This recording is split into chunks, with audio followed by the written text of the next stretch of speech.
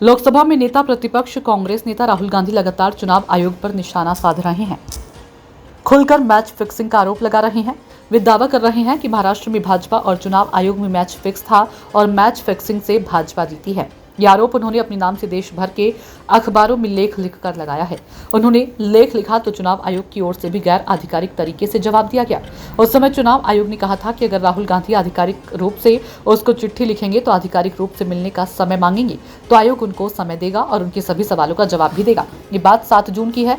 7 जून को ही राहुल गांधी का लेख अनेक भाषाओं में देश भर के अखबारों में छपा था। ये लेख लिखकर और चुनाव आयोग पर बहुत गंभीर आरोप लगाकर राहुल गांधी कहीं छुट्टी मनाने चले गए। उनके लेख लिखने के 5 दिन के बाद यानी 12 जून को चुनाव आयोग ने मेल के जरिए उनको आमंत्रण भेजा और उसकी कॉपी उनके सरकारी आवास पर भेजी गई। उनके आरोपों पर चुनाव आयोग ने उनसे कहा कि वह निजी तौर पर आयोग से आकर मिल सकते हैं और अपनी पूरी शिकायत भी रख सकते हैं।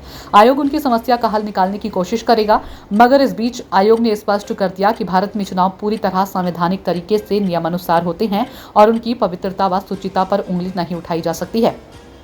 मगर श्री गांधी का मूल आरोप तो यह है कि महाराष्ट्र के चुनावों में मतदाता सूचियों में धांधली की गई और नए वोटरों को बढ़ाया गया। आयोग ने उनको मिलने के लिए बुलाया और कहा कि उन्होंने महाराष्ट्र विधानसभा चुनाव को लेकर जो भी आरोप लगाए उन पर चर्चा करनी है। राहुल गांधी तो विदेश में थे और हो सकता है कि उनकी पार्टी के लोगों को भी नहीं पता हो कि वे कहाँ हैं। या तो इस वजह से या जानबूझकर कांग्रेस की ओर से चुनाव आयोग की 12 जून की चिट्ठी पर कोई प्रतिक्रिया नहीं दी गई।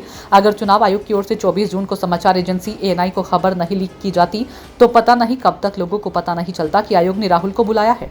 कांग्रेस तो चिट्ठी दबाकर बैठी थी जब मीडिया में खबर आ गई कि चुनाव आयोग ने राहुल गांधी को मिलने को बुलाया है और 12 जून को चिट्ठी लिखी है। तब कांग्रेस की ओर से कहा गया कि वह विस्तार से चिट्ठी का जवाब देगी। मंगलवार 24 जून को कहा गया कि 1-2 दिन में विस्तार से जवाब दिया जाएगा।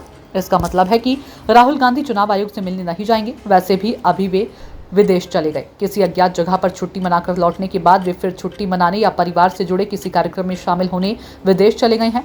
वहां से लौटकर आने के बाद वे चुनाव आयोग से मिल सकते थे, लेकिन ऐसा लग रहा है कि चुनाव आयोग से मिलना उनके स्तर से गिरा हुआ काम है। इसके लिए उन्होंने अभिषेक सिंघवी, विवेक तन्खा जैसे बड़े वकीलों और पार्टी के अन्य नेताओं को रखा हुआ है। राहुल गांधी का काम सिर्फ आरोप लगाना है। अगर एजेंसी आरोपों को जवाब देना चाहती है तो वह सुनना उनका काम नहीं है। अगर उनको पास महाराष्ट्र चुनाव में मैच फिक्सिंग के इतने पुख्ता सबूत हैं तो वे सबूत लेकर चुनाव आयोग के पास जाने चाहिए।